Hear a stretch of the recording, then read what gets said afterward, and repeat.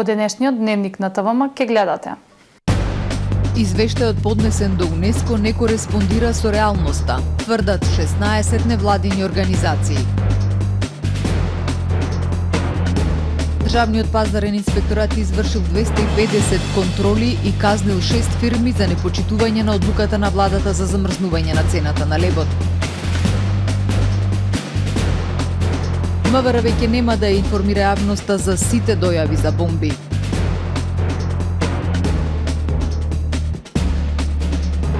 Објавен списокот на граѓани кои добиваат финансиска поддршка за справување со енергетската криза.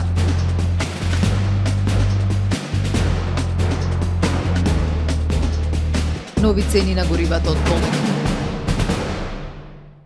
Со содржините во дневникот започнуваме повременската прогноза. Останете со нас. Трпе Инвест ви донесува метео на ТВМ.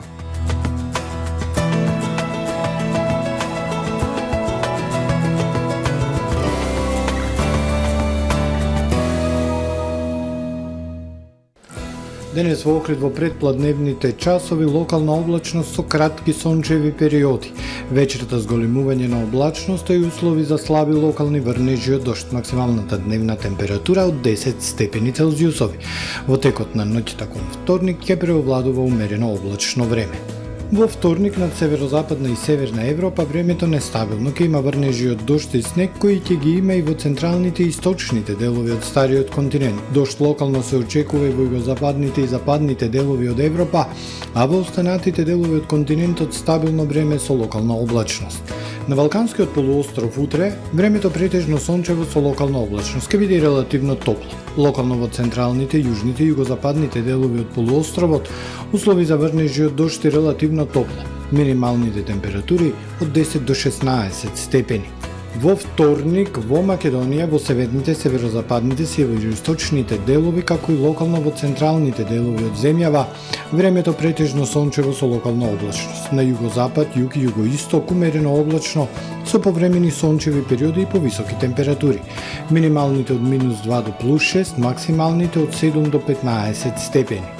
Во Охрид во вторник ќе преовладува умерено облачно време со сончеви периоди, ветровито и релативно топло со до умерен југозападен ветер, минималната 4, дневната 9. Во среда свежо утро, температура од само 3 степени. Во текот на денот сончево со локална облачност и топло со максимални 12 степени. Во четврток времето умерено облачно со сончеви периоди, температура до 9 степени, а во петок умерено облачно и нестабилно време во нашиот град со врнежи од дожд, утринската 6, дневната 11 степени Целзиусови.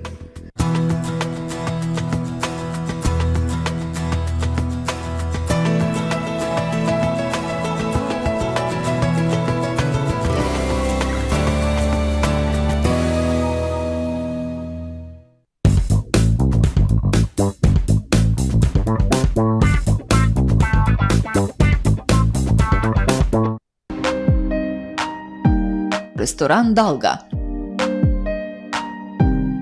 Добре дојдовте во светот на Кармен Бау Центар.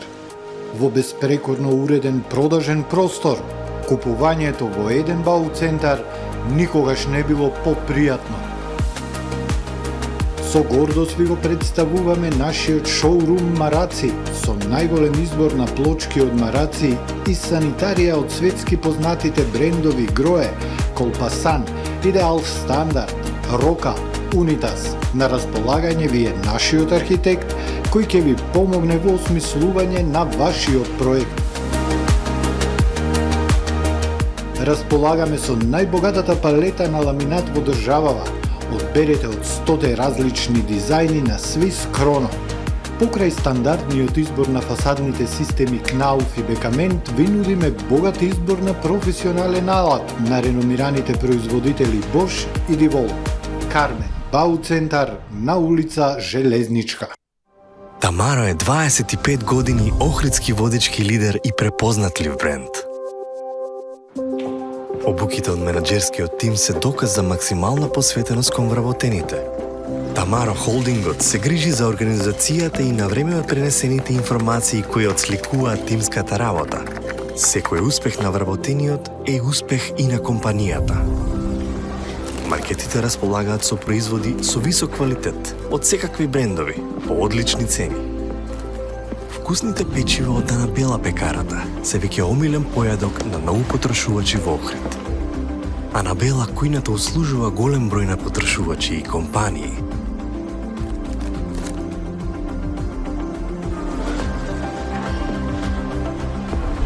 Рибарата е секогаш снабдена со најразлични видови на риба и морски плодови. А месарниците располагаат со свежо месо и месни производи во секое време.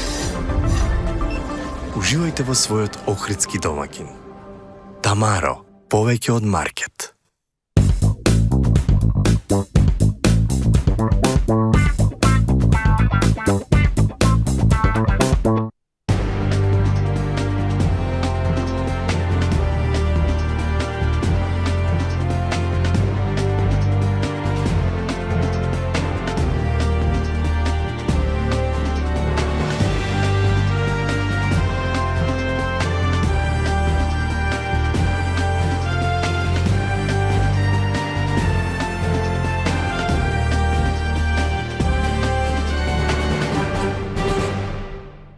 Добар ден, прво издание на Дневникот на ТВМ.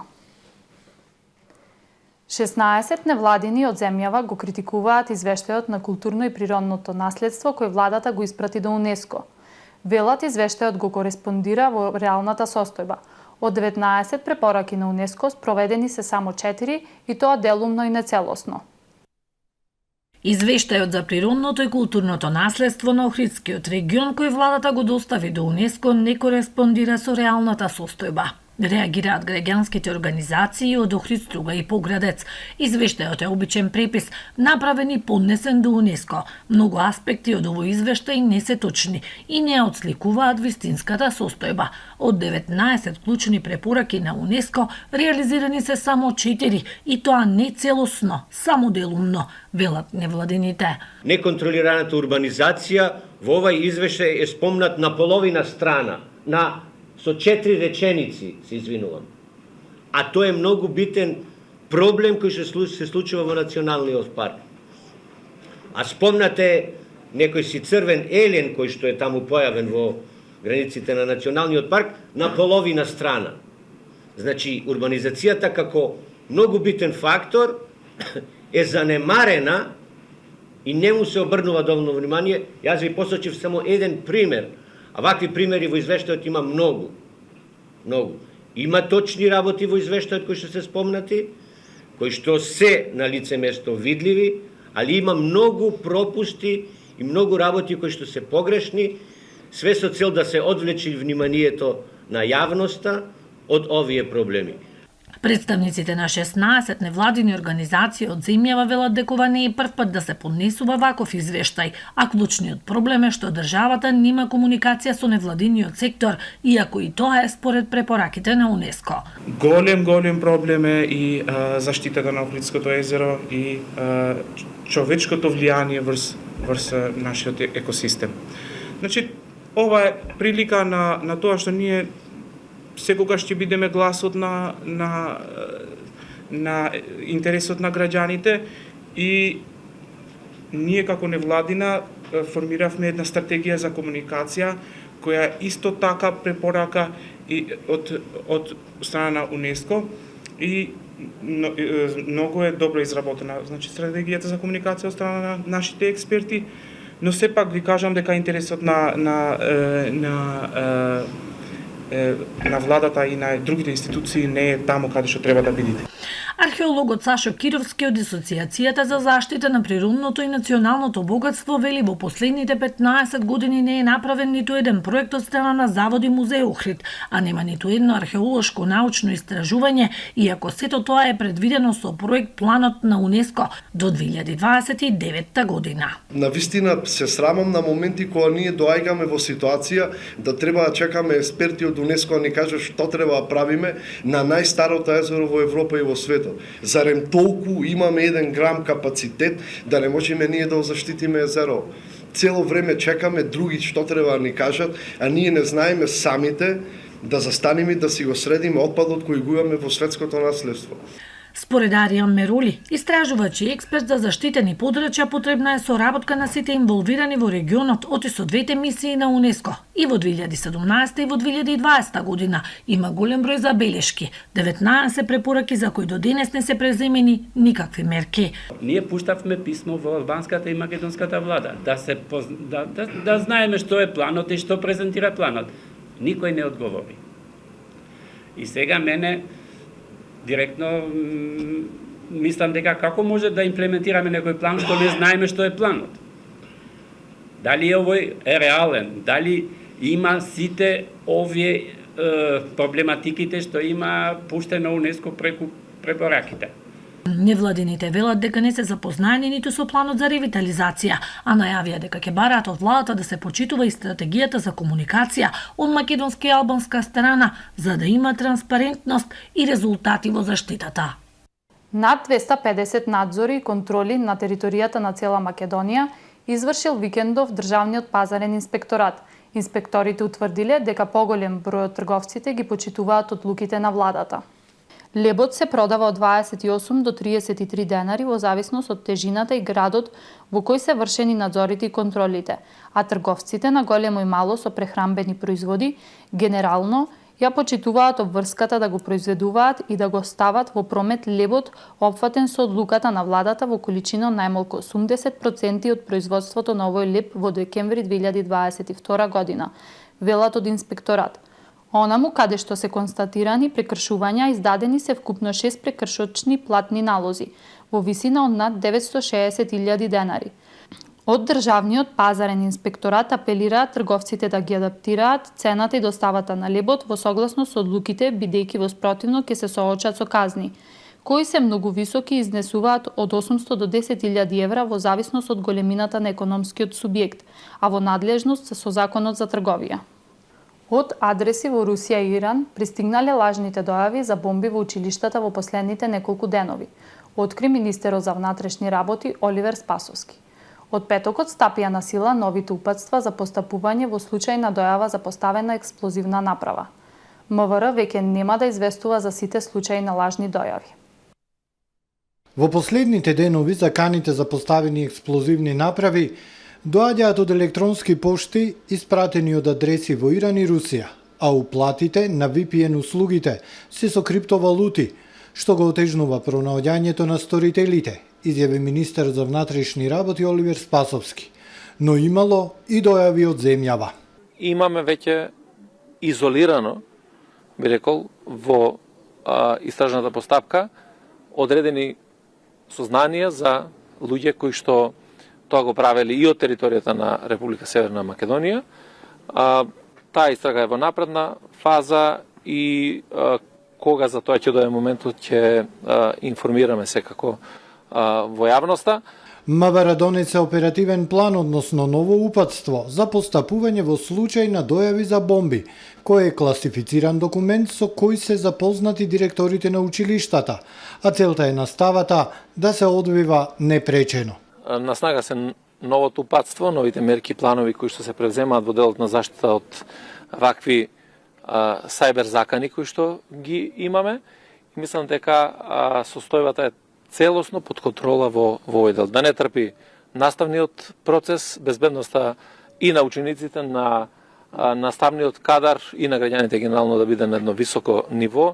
Во постојана комуникација сме со не само со Министерството за образование и наука, труд и социјална политика, туку и со сите други државни институции кои што практично се дел од таа алка на справувањето со ваквите сајбер закани.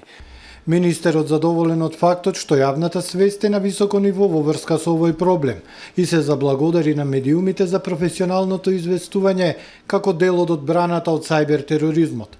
На прашањето дали МВР ќе продолжи да известува за секоја добиена закана на електронска пошта, министерот со одговор.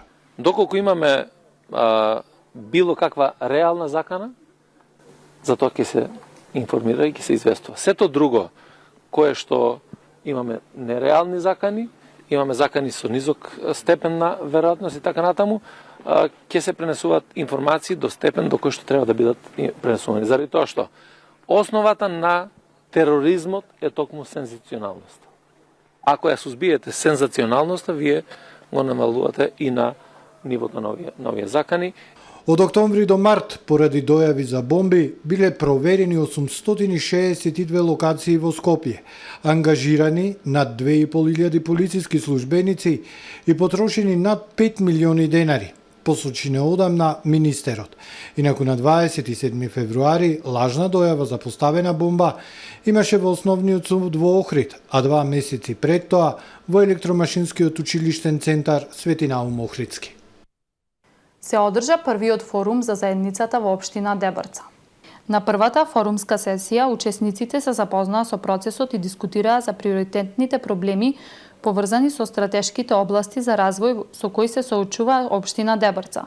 На ова и следните 3 форумски сесии граѓаните непосредно ќе утврдат проектни идеи и концепти од кои ќе се дефинираат и конкретни предлог проекти, кои ќе се финансираат во рамките на одобрениот грант од 40.000 американски долари.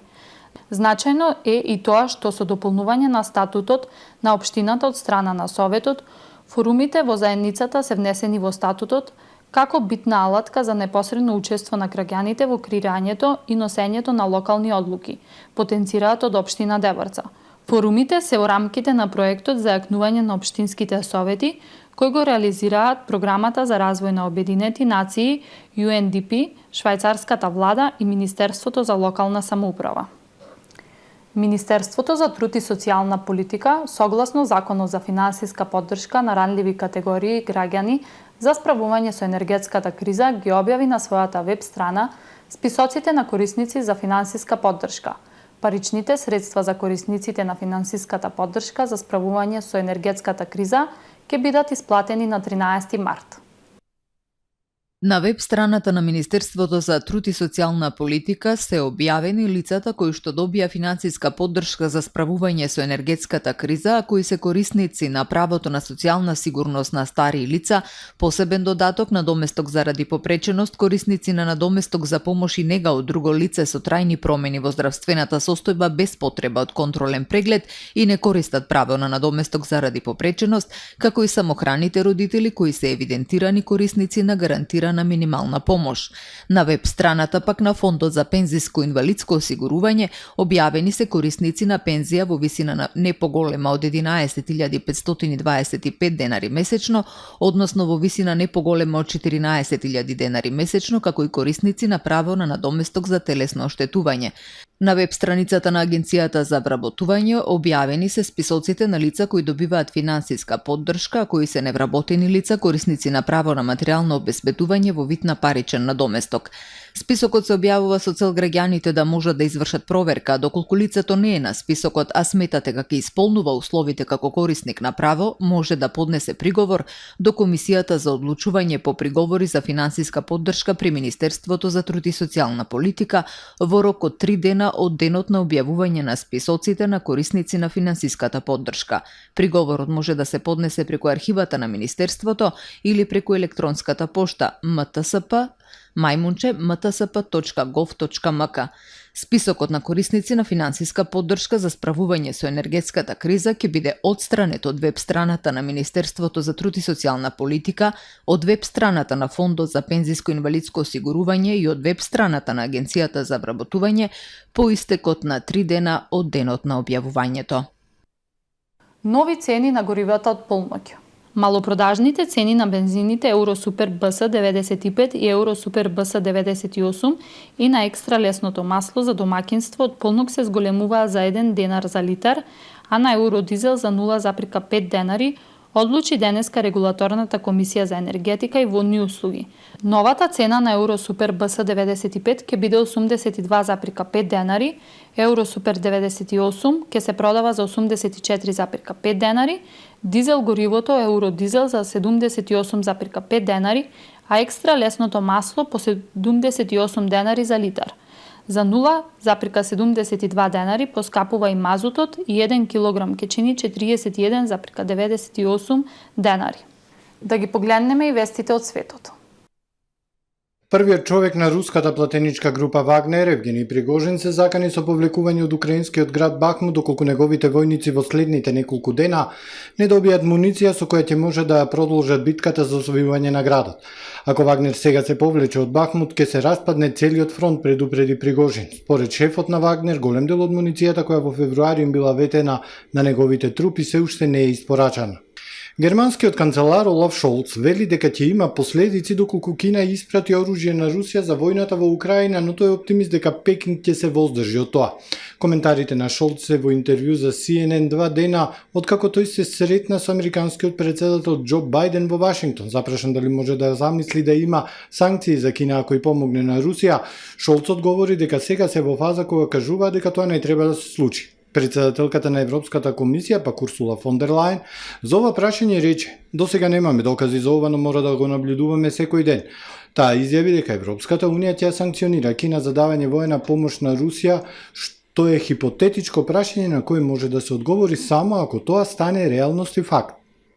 Во парламентот на Грузија дошло до жестока тепачка меѓу представници на владеачката партија Грузиски сон, Демократска Грузија и опозицијата. На дневен ред беше законот за странски агенти. Законот, доколку биде усвоен, предвидува создавање регистар организации и медиуми кои се финансираат од странство. Голем број пратеници сметаат дека овој закон ја оддалечува земјата од ЕУ. Во американската сојузна држава Калифорнија во десетици окрузи е прогласена вонредна состојба поради зимски бури што ја зафатија земјата и ја прекрија државата со снег. Спасувачките екипи работат деноноќно со цел да им пристапат на заедниците во планинските региони одсечени од останатниот дел. Повеќе од 75.000 жители останаа без електрична енергија во округот Сан Бернардино, источно од Лос Анџелес. Снегот се отстранува 24 часа на ден, но ќе биде потребно повеќе од една недела да стигне до некои области. Некои области беа погодени од наноси од повеќе од 3 метри снег. Во моментов воспоставени се телефонски линии за жителите кои се соочуваат поради проблеми поради снегот и ниските температури, но и со недостиг на храна. За време на викендот многу топла воздушна маса предизвика значително зголемување на тесниот крајбрежен појас на југозапад на Гренланд, каде температурата надмина 15 степени. Ова е највисоката температура забележана на овој остров во месец март. За време на викендот Гренланд беше зафатен од топла воздушна маса, па за ова подрачје беа забележени високи температури, поддржани и од ефект на фен на ветер. Во саботата максималната температура во Готоба надмина 15 степени, со што беше соборен рекордот за март, а оваа температура е повисока од рекордната температура за април која изнесува 14 степени. Колку е висока оваа температура покажува податокот дека просечната максимална температура за јули е околу 11 степени. И додека температурите на југозапад на Гренланд и главниот град на Нов Зеланд за време на викендот беа вистинска пролет, внатрешноста на островот станува ледена, со температури под минус 30, што е доказ дека таму владее вечен снег и мраз. Ова е се во првиот дневник на ТВМ. Ви благодариме за довербата. Имајте пријатен ден.